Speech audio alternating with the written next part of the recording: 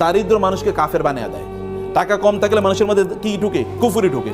বাংলাদেশের প্রেক্ষাপটে আপনি দেখবেন সবচেয়ে বেশি নামাজি কি রিক্সাওয়ালার আর কাজের বুয়ারা, আর যারা ইয়েতে থাকে ওই যে বস্তি থাকে তারা সবচেয়ে বড় আল্লাহওয়ালা। আপনার কথা বুঝেন না মনে হয় আমার, কিন্তু কোনো আওয়াজই তো নেই আপনাদের। ঘটনা কি? সব ক্লান্ত হয়ে গেছেন নাকি?